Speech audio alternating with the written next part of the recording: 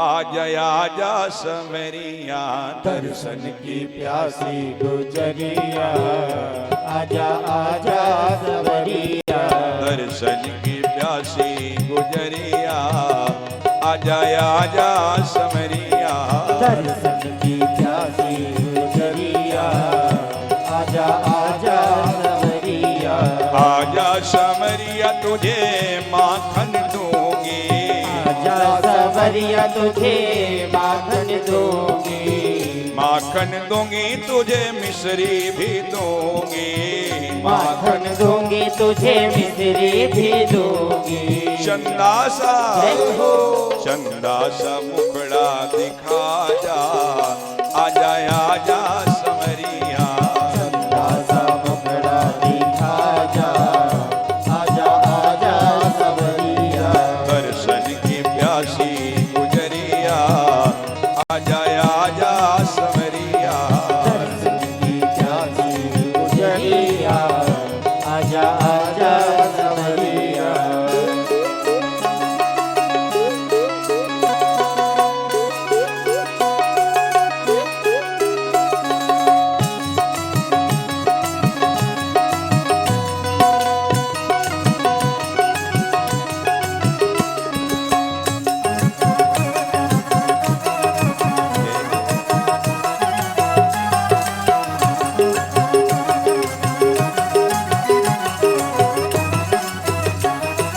दर्शन की प्यासी गुजरिया आजा समरिया दर्शन की प्यासी गुजरिया आजा आजा सवरिया लाला जाने लगे। रोज रोज नियम बन गया।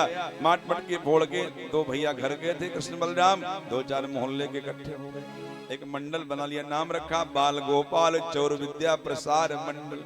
काम क्या है? माट मटकी फोड़ना, चोरी से माट मटकी फोड़ के माखन खाना, चले जाना। रोज तो गोपियां न्योता देती थी मेरे घर आओ मेरे घर आओ। अब लाला परेशान, गोपियां हो गई लाला से। तो गोपियां मैया की शिकायत करती, मैया तेरा कन्हैया बड़ा ढीठ है, मना कर दे लाला। एक दिन कन्हैया सवेरे सवेरे उठे, देखा गांव में घूमने निकल गए लाला, तो एक गोपी दरवाजे पर चौक पूर रही मेरे गोविंद के आने के स्वागत में, लक्ष्मी नारायण के स्वागत में। बड़े प्रसन्न हो गए और आगे बढ़े। एक गोपी गैया लगा रही, बड़े प्रसन्न हो गए लाला।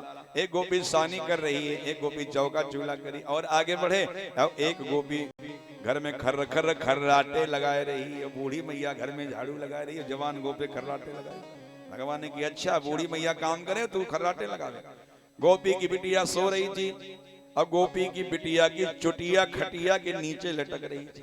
कन्हैया चुपके चुपके चोरी चोरी धीरे से गए दबे पांव और गोपी की बिटिया की चुटिया को खटिया की पटिया से लपेट दिया और गोपी के कान में कहा हुआ।